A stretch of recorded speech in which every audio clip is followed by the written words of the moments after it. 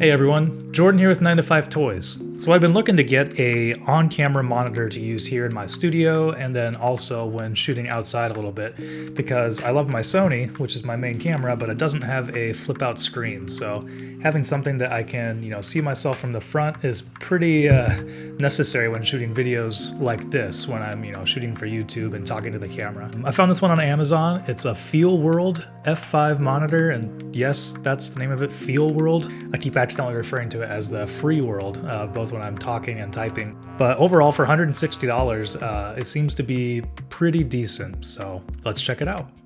Thanks for watching 9 to 5 Toys. Be sure to like, subscribe, and enable notifications with the bell icon so you don't miss any upcoming videos. Typically, I'm shooting on my Sony a7S II, which is an awesome camera. I love it. I love the low light capabilities, the image stabilization, pretty much everything about it. Except for the screen leaves it a little bit lacking when you're starting to do content like this, where you're talking to a camera or you need to be able to monitor yourself a little bit and actually see what your frame looks like. So obviously there are other great options out there. All this stuff from Small HD is going to be great quality, but it's more expensive as well. It starts around $300, so which still isn't that bad, but it is almost twice the price of what this Feelworld F5 monitor is. So I thought I'd take a chance on it and try it out and share my thoughts with you all. So getting everything out of the box, you have everything needed except a battery.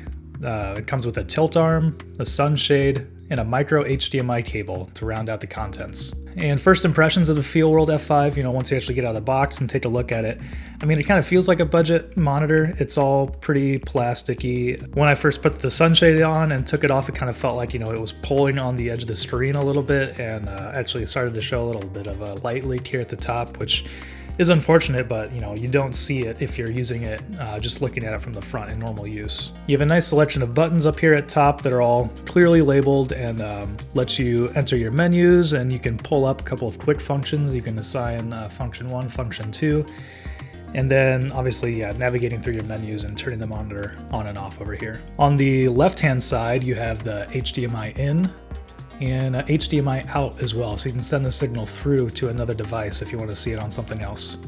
And you also have the 12 volt DC input. On the bottom you have an 8.4 volt DC out, so you can power some other devices through the monitor too, which is pretty nice. And you also have a 3.5mm headphone out, so some camera bodies don't have a built-in headphone output, so this could be a nice supplement to that as well.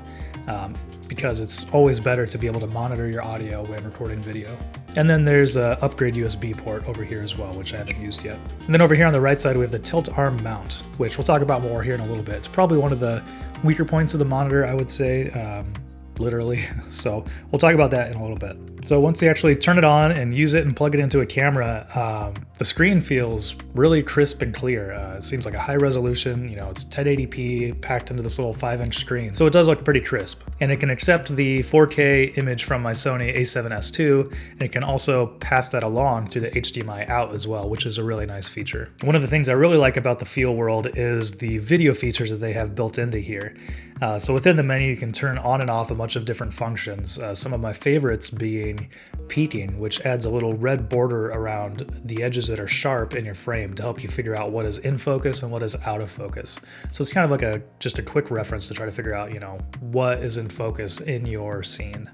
And then the other main feature that I use most often would be false color, which when you activate that, it changes all the colors in your scene to be exposure ratings. So false color helps you to, get a good skin tone exposure, but then also lets you see in your frame what's being blown out and then what's being, crushed down in the blacks as well. So it's a great tool to help, make sure that your scene is how you want it to be exposed. For me, I just try to make sure that my skin has the right exposure and then just change the rest of the scene around that as needed. And then another feature that I use more than I thought I would is actually the screen flipping feature on here. So you can flip both the horizontal and the vertical frame. So when I'm shooting overhead unboxing, the way that I have it set up usually with my Sony is that I have the Sony mounted upside down from me. So, and the reason is because when I stand up, I can still see the flip screen and make the changes that I need to make. But because of that, the image is flipped around. So when I'm looking on, the screen or the monitor, it looks, completely backwards. But you can just enable both horizontal and vertical screen flipping, and then, it looks natural. And so it's easier to move your hands around the frame when you're viewing it on the monitor. So I think the features are great that they've built into the Feelworld F5. It is pretty robust with all you can do in there, and I'm only scratching the surface of what all is possible in here. But obviously there are a couple of things that I don't really care for as well. So let's talk about that tilt arm, which I kind of mentioned earlier. All right, so I've mounted the tilt arm back on here, and it's just not the most confidence-inspiring mount on here. I think it's because of the way that it's mounted. It's, this L bracket that's mounted on here, and there's just these two little screws in the back, and it can actually it just still has a little bit of wiggle, which, because it's such a small point, translates to the rest of the arm, and it just doesn't feel as sturdy as I would hope it would. That being said, it's never fallen off the camera or had any issues or anything like that, but, it just doesn't have that rock solid mount like you would hope that it would.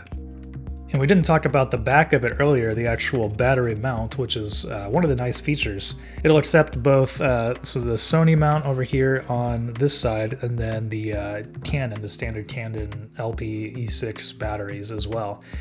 So I have a couple of LED lights that use these batteries, the Sony batteries, and so I've just been popping those in there, and they work really well.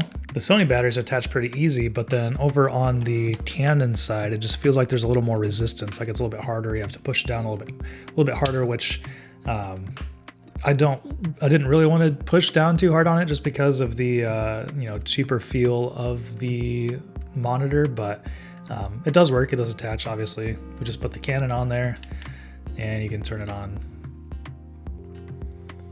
And the batteries last for quite a while. You'll definitely want to take a couple if you're shooting for all day, but if you're just shooting for a couple hours in the studio, you should be fine just on one battery, which is nice. So final thoughts on the Feelworld F5 4K monitor.